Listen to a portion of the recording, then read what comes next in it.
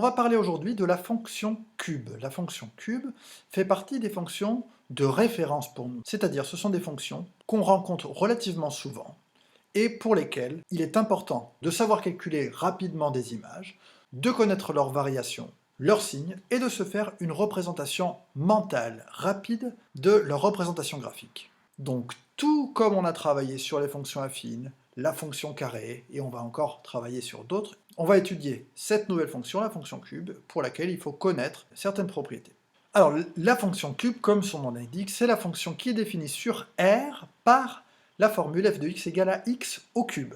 Quand je dis qu'elle est définie sur R, je suis en train de dire que je peux calculer x au cube pour n'importe quel nombre. Si je travaille avec des cubes, il est utile de connaître le cube de quelques nombres. 0 au cube, ça fait 0. 1 au cube, ça fait 1 fois 1 fois 1, ça fait 1. 2 au cube, c'est égal à 8. 3 au cube, ça fait 27. 4 au cube égale à 64. Et 5 au cube, c'est 5 fois 5. Encore une fois, fois 5, ça fait 125. Qu'est-ce qui se passe pour des nombres qui sont négatifs? Moins 1 au cube, c'est égal à moins 1. Moins 2 fois moins 2 fois moins 2, ça fait moins 8. Moins 3 au cube, ça fait moins 27. Moins 4 au cube, ça fait moins 64. Et moins 5 au cube, ça fait moins 125. Je remarque que le cube d'un nombre négatif au carré, c'est le même que pour le positif, mais avec un moins devant. Je trouve l'opposé. Bien sûr, là j'ai calculé certains cubes de nombres entiers comme ça qu'il est utile de savoir de tête, mais je peux calculer le cube de n'importe quel nombre. Par exemple, 4,5 au cube est égal à 91,125. À la calculatrice, pour calculer le cube d'un nombre, je peux utiliser la touche puissance, la touche avec l'accent circonflexe. Donc pour faire mon dernier calcul, j'ai écrit à la calculatrice 4,5 puissance 3. Si je place un certain nombre de points sur un graphique, j'obtiens la courbe suivante. Cette courbe, je dois être capable de la dessiner rapidement. Ça s'appellera dessiner l'allure de la courbe. À quoi elle ressemble, cette courbe de la fonction cube? On voit qu'il y a un centre de symétrie, c'est l'origine. Elle est en deux parties. Une partie qui est comme ça, qui ressemble à une parabole, mais bon, c'est pas exactement une demi-parabole, ça ressemble un petit peu. Et puis de l'autre côté, c'est la même chose, mais dans l'autre sens. Pour la dessiner rapidement, il faut que je fasse mes deux branches comme ça, et puis ici, regardez que ça freine, et puis là, ça monte doucement avant de repartir bien fort. D'accord? Si je veux dessiner l'allure de la courbe, je ferai mes deux axes, quelque chose comme ça qui monte, ensuite, ça monte beaucoup moins fort, en 0, ça fait 0, et ça fait à peu près la même chose de l'autre côté. C'est pas grave si c'est pas parfait, parce que moi ce que j'utiliserai, c'est ce dessin pour répondre à des questions. D'autres choses qu'on peut dire sur la courbe est symétrique par rapport à l'origine. Ça traduit le fait que la fonction cube est impaire. Qu'est-ce que ça veut dire qu'elle est impaire? Ça veut dire que si je calcule l'image de l'opposé d'un nombre par la fonction f, ça sera égal à moins l'image de ce nombre. Et c'est vrai, parce que si je calcule moins x au cube, ça fait moins x, fois moins x, fois moins x, et c'est égal à moins par moins par moins, ça fait moins, et x fois x fois x, x au cube. Donc j'obtiens exactement cette égalité. Et ceci traduit le fait que si j'ai un nombre comme ça, dont je connais l'image, son image opposée sera rangée exactement au côté opposé. Donc ça traduit le fait que la fonction, elle est impaire. Important, une fonction est impaire, ça veut dire ça. Graphiquement, sa courbe est toujours symétrique par rapport à l'origine. Qu'est-ce que je vois ici? Je vois que ma fonction cube, elle est croissante tout le temps, depuis moins l'infini jusqu'à plus l'infini. Ici, elle croît moins vite qu'ailleurs, mais elle est quand même croissante. Et son signe, par contre, elle n'a pas tout le temps le même signe. Ici, on voit qu'elle est bien négative. À partir d'ici, hop, je passe sur les positifs. Donc, j'ai les deux tableaux suivants qu'il faut connaître. Ma fonction cube, elle ne fait que croître. Sa courbe ne fait que monter. Voilà ses variations. La fonction cube est croissante sur R. Première propriété importante. Deuxième propriété importante, le signe. Il y a en fait une frontière pour les cubes, c'est 0. Et on a vu que avant 0, c'était négatif, et après le 0, c'était positif. On n'a pas grand-chose en plus à savoir sur cette fonction, mais il faut juste l'avoir bien en tête pour pouvoir répondre à des questions. Je vais poser une dernière question. C'est la question suivante. Pour les nombres positifs, qui est le plus grand? Le nombre lui-même, son carré ou son cube? J'aimerais que vous appuyiez sur pause là et que vous réfléchissiez un tout petit peu à cette question. Je prends un nombre positif, si je prends son nombre, son carré ou son cube, lequel est le plus grand? Alors je pense qu'il y en a pas mal qui se sont dit, si je prends un nombre positif et que je le mets au carré, ça devient plus grand, et au cube, encore plus grand. Et bien en fait c'est vrai pour beaucoup de nombres ça. Par exemple, 2, si je le mets au carré, ça fait 4, c'est plus grand. Et si je le mets au cube, je multiplie encore par 2, ça fait 8. 2 est plus petit que 4, qui est plus petit que 8. C'est vrai pour d'autres nombres, par exemple 5. Si je le mets au carré, ça fait 25, c'est bien plus grand. Et si je le mets au cube, on sait que ça fait 125. Même ordre, le nombre au départ est le plus petit, ensuite j'ai le nombre au carré, ensuite j'ai le nombre au cube.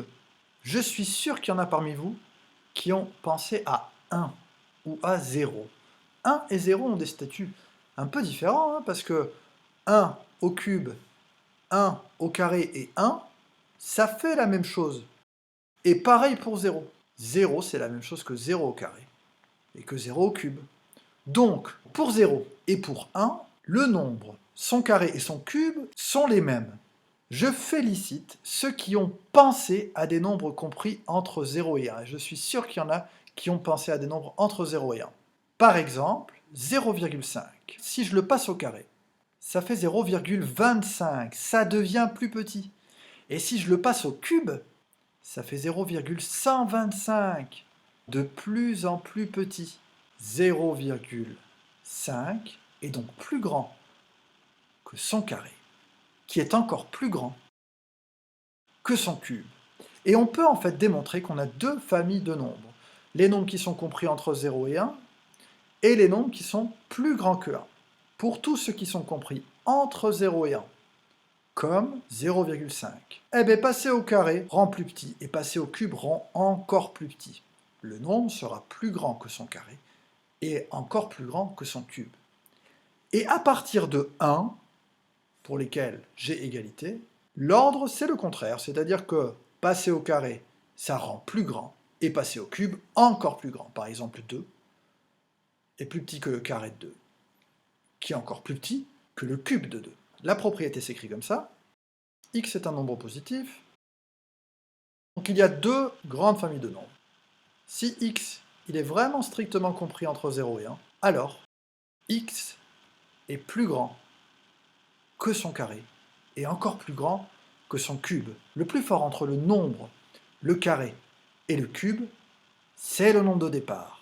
Ensuite, si x est plus grand que 1 strictement, alors c'est le contraire. X est plus petit que son carré, qui est plus petit que son cube. Pour les nombres plus grands que 1, le plus fort, c'est le cube.